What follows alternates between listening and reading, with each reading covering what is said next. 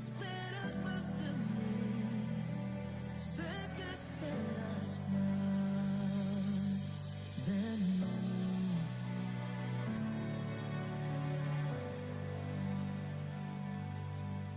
¿A quién podré engañar?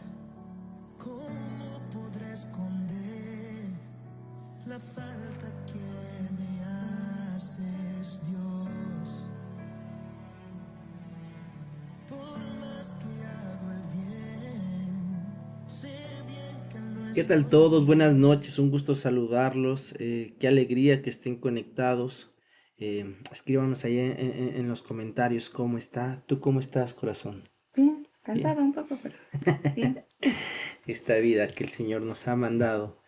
Pero bueno, hoy queremos hablar con usted otro tema eh, que consideramos que es importante tener en mente en este tiempo y en este proceso donde estamos ayunando, buscando a Dios y pidiéndole a Él que cambie muchas cosas en nuestro interior, en nuestro corazón. ¿Sale? Quiero leer una parte que es bien tremenda y dice así: y Saúl respondió a Samuel: antes bien he obedecido la voz de Jehová y fui a la misión que Jehová me envió. Y he traído a Agag, rey de Amalec, y he destruido a las amalecitas. Mas el pueblo tomó del botín de las ovejas y las vacas las primicias del anatema para ofrecer sacrificios a Jehová tu Dios en Gilgal.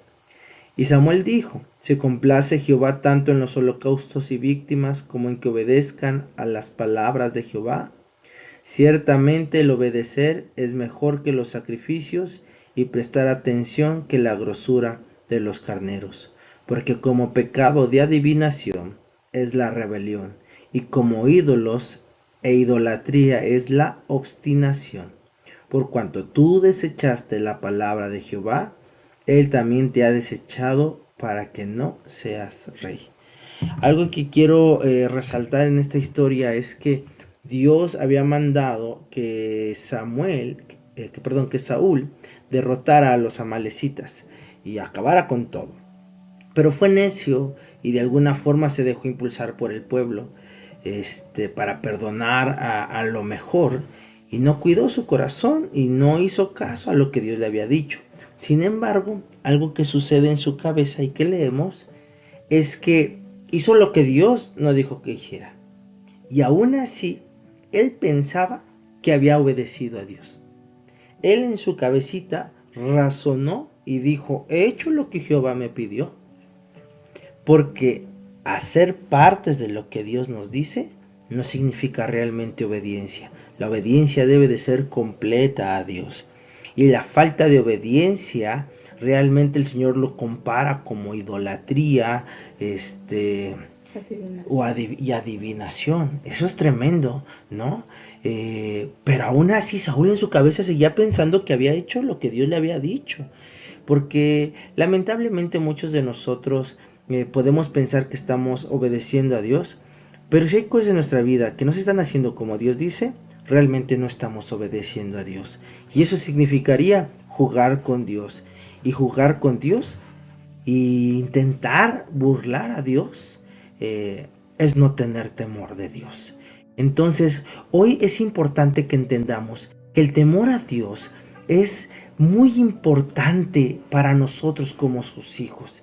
El temer a Dios significa obedecerlo, respetarlo, honrarlo. No significa de un miedo como de cuando le tenía miedo a la oscuridad, ¿no? El temor tiene que ver con honrar la voluntad de Dios y obedecer esa voluntad de manera completa. Para ti, corazón, ¿qué podría ser el temor? ¿Y cómo lo ves en la vida de muchos cristianos, incluyéndonos, que muchas veces nos hace falta? El temor de Dios viene ligado de lo que hablamos ayer, que es conocer a Dios. Cuando conoces a Dios, a través de la escritura te darás cuenta que Él es fiel. Y la fidelidad es que todo lo que Él dice lo cumple. En Números, eso es lo que nos enseña. Dios no es hombre para mentir, ni hijo de hombre para arrepentirse. Todo lo que dice, hace. Todo lo que va a hablar, lo va a ejecutar. Entonces, de ahí debe de provenir mi temor.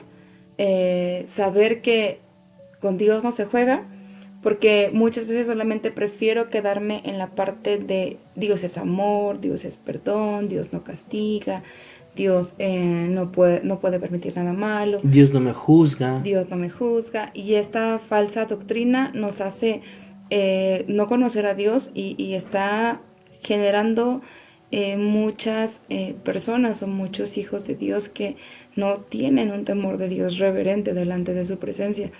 Y esto es preocupante porque la mayoría de nosotros a veces nos enfocamos en el otro. Saúl lo hacía, o sea, él le echó un poquito la culpa al pueblo. Igual cuando desobedece tiempo atrás y ofrece el holocausto antes de que Samuel se lo pida, no, antes de que Samuel llegue, que era la instrucción, él tenía que esperar a que Samuel llegara para ofrecer un holocausto para que Dios los librara de los filisteos. Y Saúl se desespera y lo hace él y termina de hacerlo y llega Samuel. Y una vez más no se hace responsable de lo que él hizo y le echa la culpa al pueblo. Es que o a Samuel, tú te tardaste, tú no llegaste cuando me dijiste que ibas a llegar y entonces por eso yo lo hice. Pero no veo una actitud de Saúl de hacerse responsable de sus propias acciones. Yo creo que esa es una característica de los que no tienen temor de Dios, o los que les falta temor a Dios. Culpan a los demás, en lugar de hacerse responsable de sus propias acciones. Es que no voy a la iglesia por esto. Es que el hermano me miró mal. Es que ahí no hay amor. Ahí juzgan mucho, pero realmente no se dan cuenta que lo que está sucediendo en su corazón es una falta de temor. Una falta de temor a Dios, porque el temor a Dios también te va a hacer amar a tu hermano, al que ves, porque si no amas al que ves, ¿cómo vas a amar al que no ves? Y también cuando deshonras a tus autoridades, porque al final Dios establece las autoridades y la escritura lo dice, quien resiste a las autoridades puestas por Dios, a Dios resiste. Entonces, resistir a tus autoridades y no amar a tus hermanos es una de las características que falta temor a Dios en nuestro corazón, porque es ahí cuando empezamos a culpar a las autoridades, cuando empezamos a culpar al hermano de las cosas que no estamos tomando conciencia de que nosotros hicimos mal, como Saúl, que culpó al pueblo.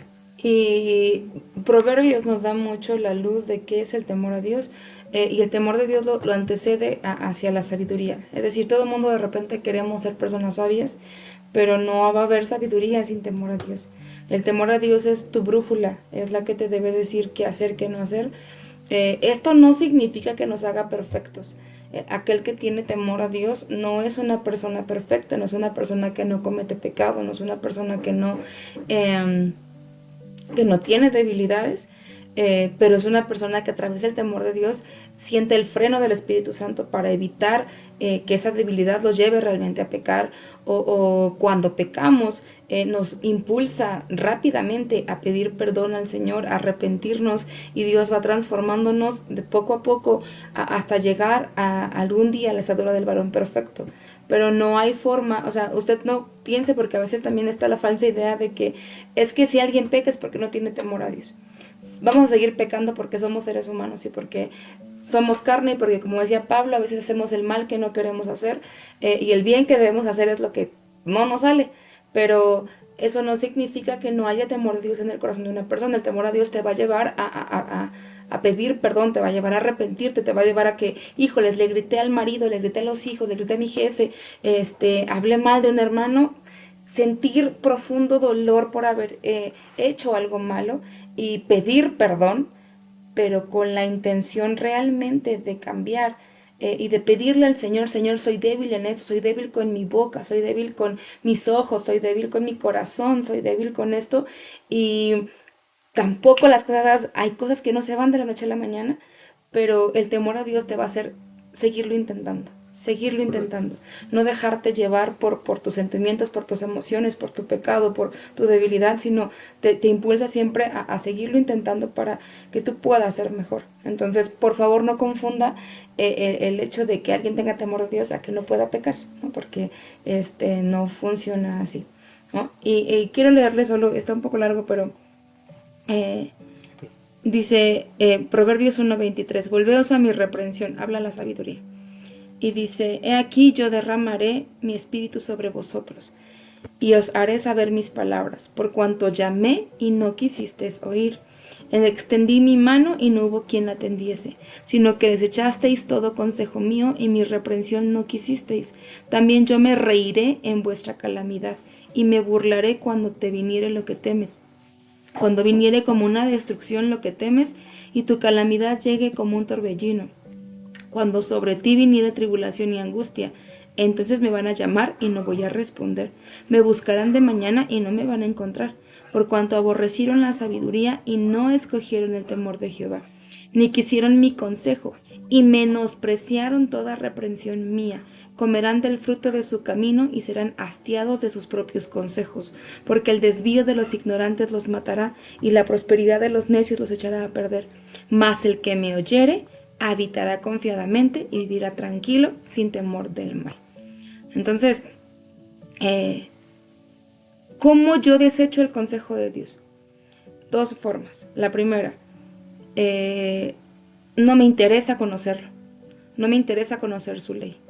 Eso se traduce en no me gusta leer la Biblia, no quiero leer la Biblia, no me preocupo en conocer a Dios a través de la palabra escrita que Él nos dejó.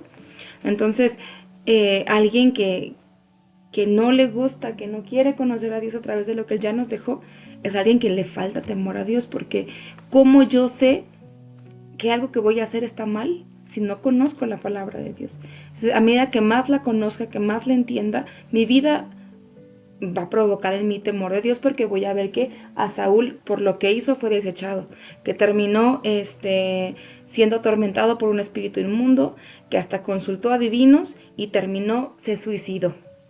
Entonces, al yo mirar las consecuencias del pecado de las distintas personas que aparecen en la Biblia, al mirar cómo Dios sí ejecuta juicio, que a su pueblo amado dejó que se fuera cautivo 70 años a Babilonia, mirar a ese Dios que hay que temerle, como la destrucción que hizo con Faraón en Egipto, conocer a Dios me va a hacer eso. Entonces, una de las formas de desechar el consejo es no me interesa, no quiero saberlo, así que tiene que proponerse, porque Dios, va a venir su calamidad y Dios se va a reír. Perdónenme, pero es como feo, pero Dios se va a reír en su cara porque no quisiste escucharme, es lo que te toca. Y número 2 es cuando ya conozco el consejo, cuando ya conozco la palabra y decido determinantemente en mi obstinación no quererlo, no querer hacerlo, no, y pensar que las consecuencias se aplicarán para el otro, pero no para mí, ¿no? Y pensar, y nada más buscar las promesas o buscar la bendición y no buscar alinearme a la palabra de Dios en obediencia, ¿no? Muchos negocian con Dios, ¿no? Es que yo no voy a obedecer, o no, algo que les pasa mucho a las mujeres, ¿no? No me voy a sujetar a mi marido hasta que él no sea un hombre de Dios, que ore 20 horas a la semana y que se meta con Dios. Amén. Y que realmente me demuestre que es un hombre de Dios, no me voy a sujetar a él, ¿no? Entonces empezamos a negociar, como si, o sea, mi obediencia depende de lo que tú, hombre, hagas, y pues delante de Dios, Dios le demandará al esposo si no está haciendo las cosas bien, pero me demandará a mí como esposa si yo no cumplo mi parte, que es sujetarme a mi esposo mientras no me mande a pecar. Entonces negociamos con las reglas, negociamos con las cosas, y negociar es falta de temor de Dios, porque con Dios no se negocia, con Dios es obediencia ciega. Saúl intentó negociar. No hice nada malo, nada más pues dejé lo bueno, dejé al rey, cumplí parte de lo que tú me pediste. Negoció la ley, negoció la instrucción. Pero es porque no vio nada de malo, o sea, es que es el tema. A veces no vemos algo malo, como decimos, ¿qué tanto, qué problema hay con que yo tome un poquito más, ¿no? O me emborrache, o me tome mis cubitas, o me fume mis cigarritos, ¿no? O sea, a veces queremos encontrarle como que él no pasa nada, ¿no? El qué tanto es tantito, no creo que haya rollo delante de los ojos de Dios. Y la realidad es que Dios lo hubiera podido perdonar, pero otra cosa de lo que hizo fue aferrarse a lo que iba a decir la gente. Entonces su corazón no estaba con Dios, su corazón estaba en lo que la gente iba a pensar. Y así hay mucha gente que le teme más a lo que la gente dice de ellos mismos, a lo que la gente habla de ellos mismos, que a lo que Dios está diciendo de ellos mismos, ¿no? Gente que en lugar de reconocer con la gente, me equivoqué, se defiende con la gente porque tiene más miedo de lo que la gente va a seguir pensando de ellos. Y es un problema no solo espiritual, que tiene que ver con el rechazo, sino también es un tema que tiene que ver con la falta de temor a Dios, porque tu corazón debería estar más preocupado por lo que Dios piensa que por lo que la gente piensa. Y muchas veces nos aferramos más a lo que la gente piensa y hacemos cosas por agradar, por estar en un grupo, por estar con los jefes, por estar con los amigos y pertenecer a ellos en lugar de entender que pertenecemos a un reino. Y nuestro reino es espiritual y nuestro reino es eterno y es el reino de Jesucristo. Y bajo las reglas de Jesucristo nosotros no tenemos nada que hacer. Él es el rey soberano, Él es el rey único. Es una completa monarquía con el Señor. Él es el rey y Él tiene sus reglas y bajo sus reglas tiene que establecerse cierto orden y ciertos principios y obediencia. Por eso el Señor dijo, el Señor no se complace ni en tus holocaustos, ni muchas veces en que levantes las manos o que cantes muchas canciones o que tengas grandes dones. Porque hay gente que dice mis dones son suficientes. No, tus dones no son suficientes. Lo que es suficiente es tu obediencia. Entonces no le importaba ni siquiera al Señor un gran holocausto o una gran ofrenda. Lo que le importaba al Señor era la obediencia, porque en la obediencia se revela el verdadero temor que tienes al Señor, si es que hay temor en nuestro corazón. Y quiero irme un poquito más atrás, porque un poquito más atrás Saúl era un hombre que había sido lleno del Espíritu Santo de una forma tremenda. Había profetizado con los profetas, había sido lleno del Espíritu Santo y Dios lo había dotado con un nuevo corazón. De tal manera que dice que Dios mudó su corazón. Es decir, en Saúl había un cambio, una transformación, pero no se sometió bajo las reglas del reino. Es decir, nunca a pesar de todo eso tuvo el suficiente temor a Dios para honrar a Dios. Siempre quiso hacer lo que él quiso hacer. Y lamentablemente aún en el reino de Dios, en la iglesia, en la casa de Dios, hay gente que dice que nadie la controla, hacer lo que le quiere hacer. Bueno, mujeres que ni sus maridos controlan, ¿no? Hombres que no se someten a sus autoridades. Entonces, cuando tú no tienes una línea en tu vida, tú no tienes un sometimiento a Dios primeramente, y después a lo que Dios ha establecido alrededor de ti, te falta temor de Dios.